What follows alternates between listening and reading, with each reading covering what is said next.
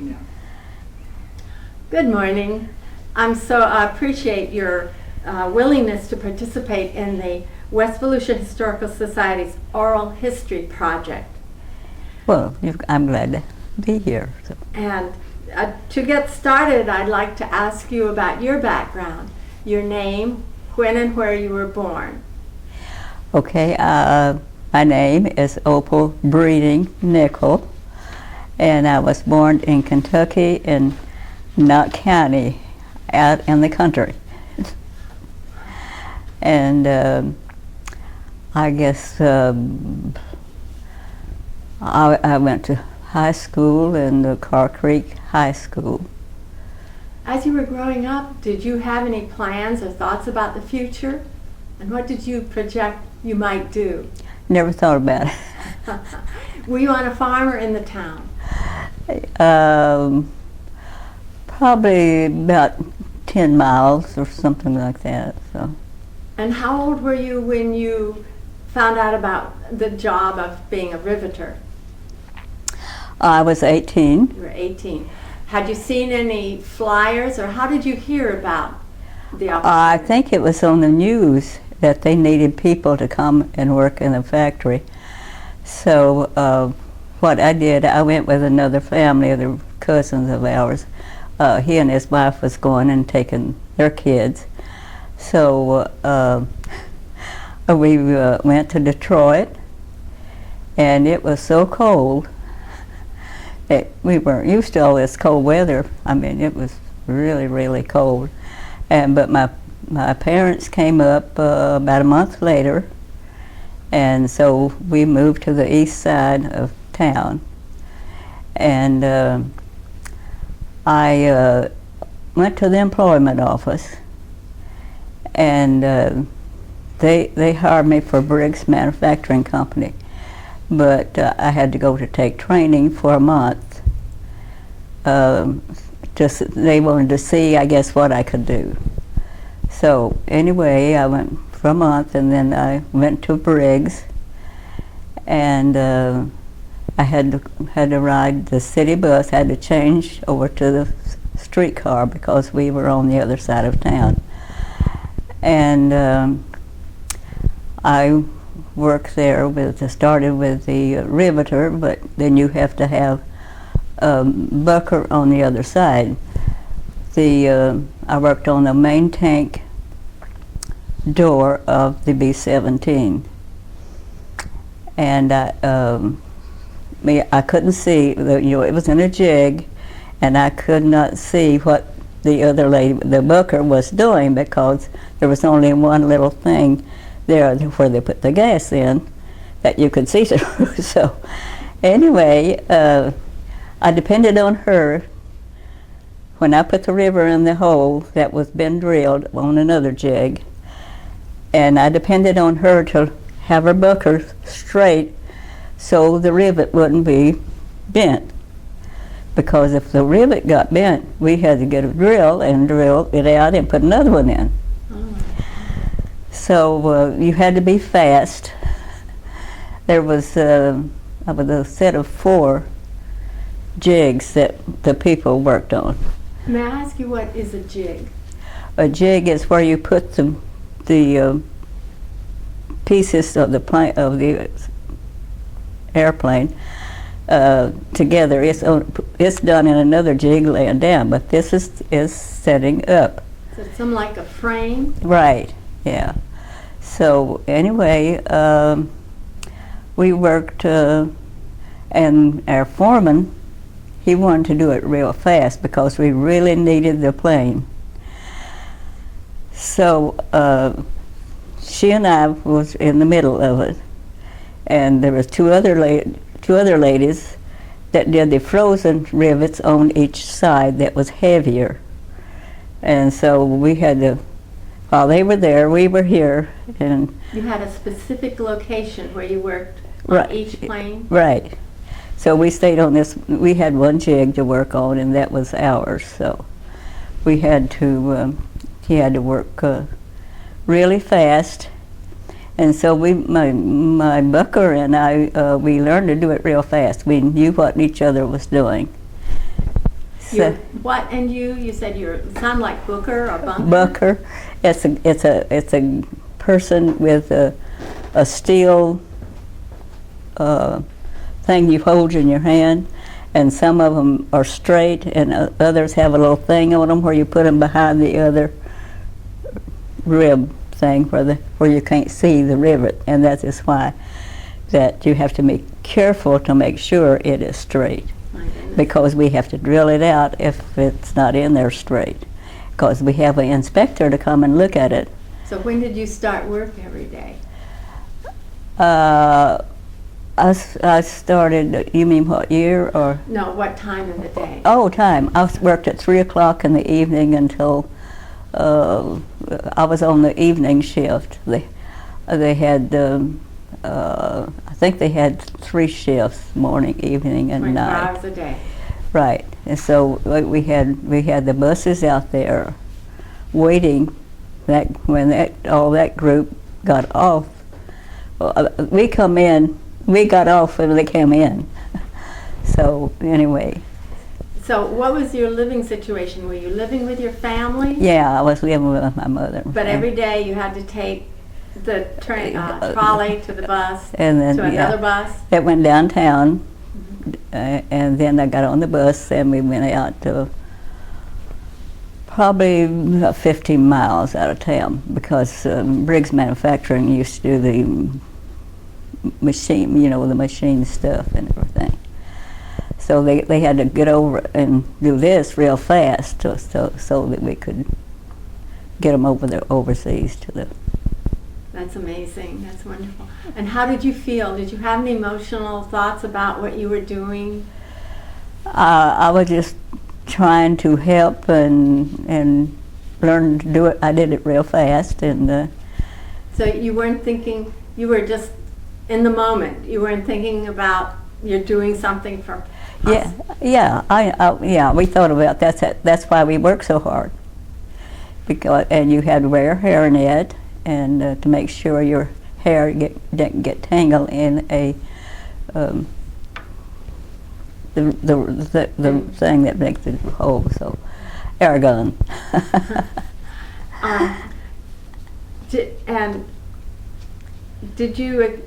When you were working, how did you,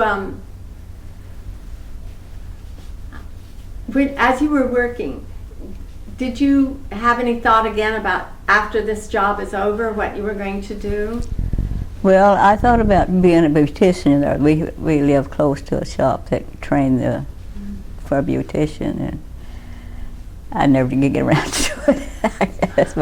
That's what I thought I'd like to do, because I had to pass the college there every day where they did it. Oh, I see. I thought I might do that. And was it because you feel something had changed having to do with your job, or what were your, how long did you work, and what were your expectations when you left the riveting? Well, I knew when I left that, the war was over, and they told us about 9 o'clock at night. And I'm sure they waited to get all the buses out there before they told us that the war was over. So we just dropped everything and left and got on the buses and come home.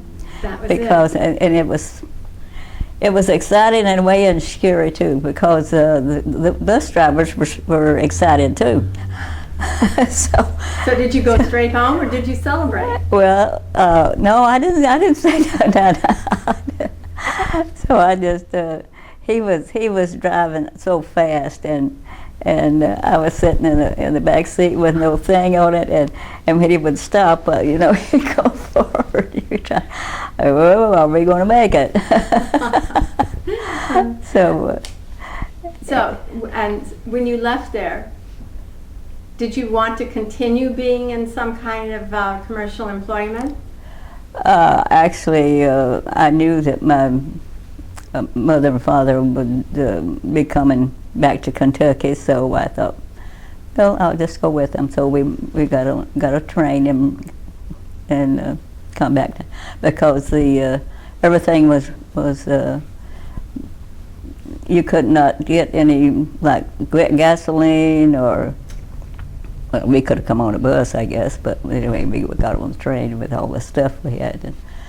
And we come back, and I guess we had to take the bus out of a larger town, out of Lexington, to get to Hazard, so that's where I was going. So, When you were talking with your friends at work, did they express any attitudes that had been changed from this experience? Like, did they want to continue being employed, or what was no, their I'm sure ambition? they were all glad to be home. So, you felt like you were doing your duty to the country, Yes. and when that ended, I knew that I just couldn't wait till my brother to get home, and everything was over, and we get back to normal. and what would you be doing in a normal life then? Well, I thought, as I said, we lived out in the country, and I would go to this little town, so I got a job in a department store. And then I met my husband. But another question on that vein, how did this change your life? In what ways did it change your life? Well, I guess if it hadn't been for the war, I would probably never gone to Detroit. So I think the war changed it, and it made me grow up pretty fast. So.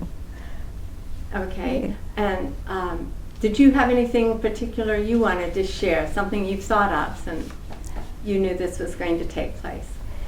Well, I had this book that they have a National organization? right, yeah, for the Roosevelt. He was the president during that, but he died during the war. But he has a place in Warm Springs, Georgia, where he spent the summers or winters, and so my daughter and I, we were visiting my son, and so we decided to go through by Warm Springs. And we go in there, and we look at everything, everything just like he left it, back old. And it was nice. And so we found these things where you join Rosie the Riveter.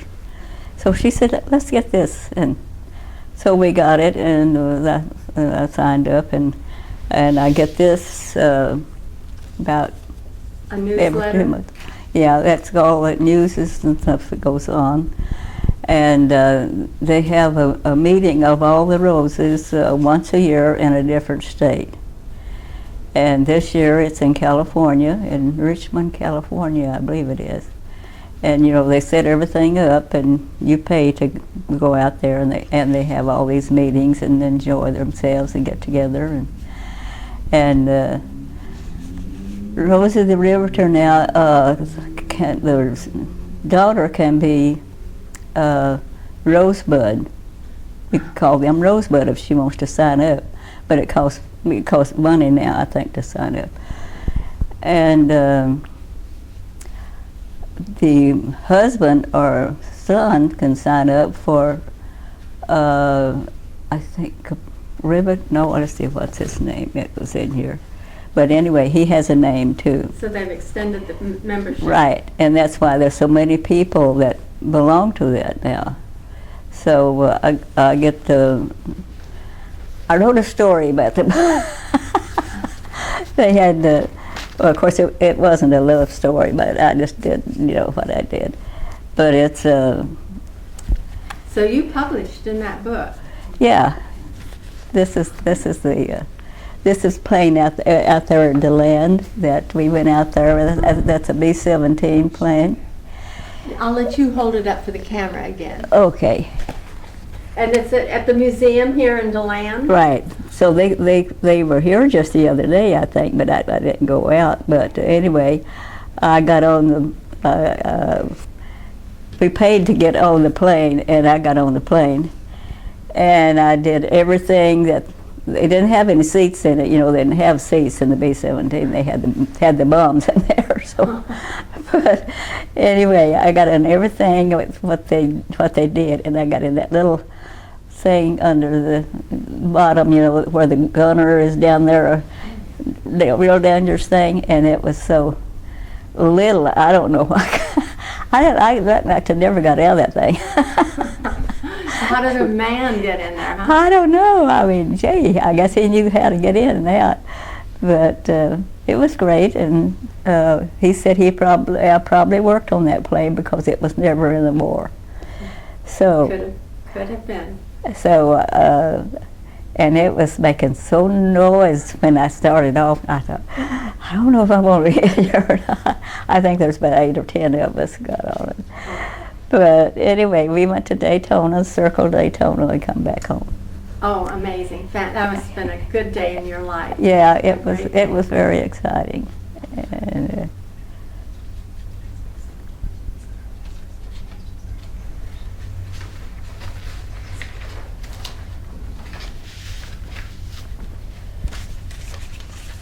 Okay, I have a few other questions here. okay.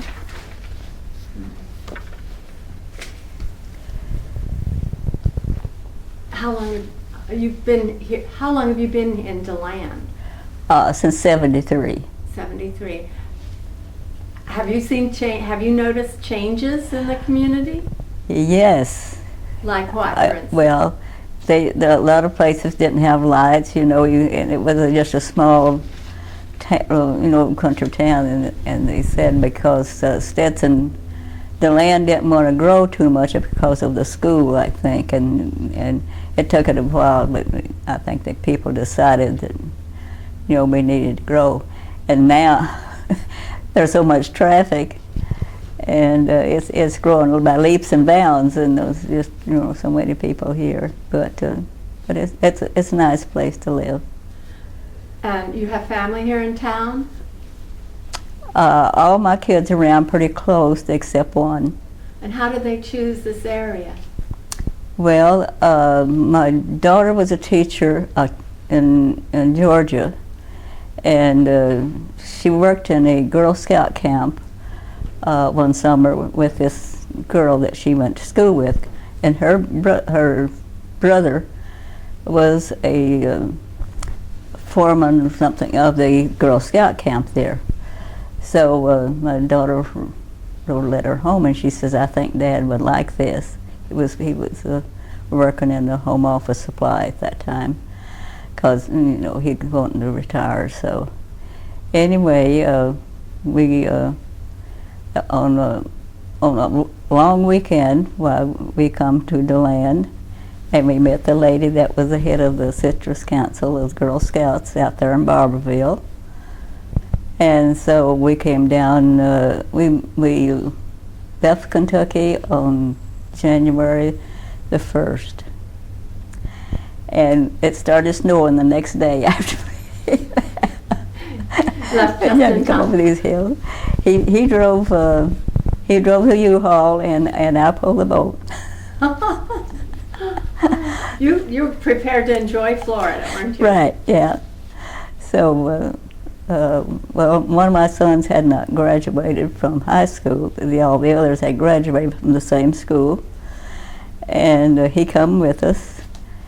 And then we also had a little dog. So the dog, the son rode with me, and the dog rode with my husband. So anyway, we got to the Girl Scout camp, and we ran it for 3 years. And we decided to quit that. So he was driving a school bus at that time, so he wanted to retire from that. So anyway, I took over his job, and I drove the school bus in bad times when they was having all the stuff going on here at the schools. But it was a little scary sometimes. We had. Well, since I'm not a resident, can you explain what was the stuff that was going on at the school? It was the blacks and the whites. They're integrating, Mm-hmm. and it wasn't smooth. It wasn't. Well, the colored were. My husband had a loud voice, and they didn't call him Alonzo. They called him Bobby. They because a lot of black people named Lonzo at that time. And he was, I mean, they would, you know, do what he said because it was free. Voice, huh? and then when I started, all they, they thought they had it made, you know. But anyway, we lived close to the high school, 1 block over. And sometimes, you know, they would be a little bit rowdy. They wouldn't settle down. And that guy knew that my husband, so he would call him and have him to come over and talk with them. So anyway, one day, you know, they just wouldn't settle down. They was eating apples, and you know, you're not supposed to eat on a bus. So they were just everything. So he called my husband, and he come over, and the teacher asked my husband if he would follow the bus because they were pretty rowdy there. So we had this little dog, Chihuahua, and he happened to be without my husband. So they got in the car, they followed me. I didn't want him to do this because I knew it'd be worse. And the first stop I had, they were acting up, and so he got out and come, and the dog got out too. They were afraid of the dog was afraid of them. Chihuahua. He was falling back and getting under my seat, and But he was barking loud. Right. So anyway, I said, "Will you take his dog and go home?" So after that, they settled down pretty good. It must have changed the atmosphere to one Right. of laughter or something. Right. They were, oh! Oh, that's good.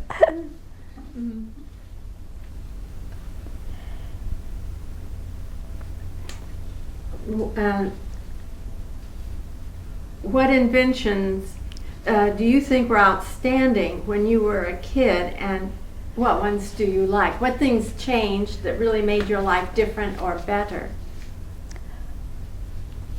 Well, I guess it was better going to Detroit and working in the factory. It was a big change, leaving the farm. Yeah, in because Kentucky. you never seen machines like this before, and you had to learn what they were. So I think that was the biggest thing. And to meet so many people. And I had a lot of friends that I made up there, but I guess we were so excited to get home and never thought about getting one's address. So. And what stands out in as the most memorable experience of your life? Maybe you just mentioned it, but. Yeah, that was probably the best one. And based on your experience, what advice would you give to young person today? Well, I think a young person today should really think about the future. Most kids does not think, even in high school, they don't know what they're going to do. And well, I think most of mine did back then, but when they were in high school, because we told them we didn't care what they did as long as they made a living at a job they liked. So that's what they tried to do. They're all and after all your experiences, and they're quite varied, how would you like to be remembered? I like to be remembered as a person who is considerate of everybody's feelings and the people that are having a hard time, especially right now during all this stuff going. And there's so much. It has changed so much that I don't think it'll ever go back the way it was when I was young. But you're saying we should reach out and help. Yeah, you should be compassionate with your neighbors and the neighborhood. I mean, this is what. That's interesting, because to me, it seems to me that's the legacy of your generation. Right, yeah. Really, it was caring and helping other people without Right, expectations. yeah, yeah, that's what it was. What I really want to thank you for spending this time and sharing with us. It's always really neat. I always learn something when I talk to you, and just want to thank you, Miss Nichols. Oh, well, thank you for letting me come talk with you. Took me a while to remember all this because I forget.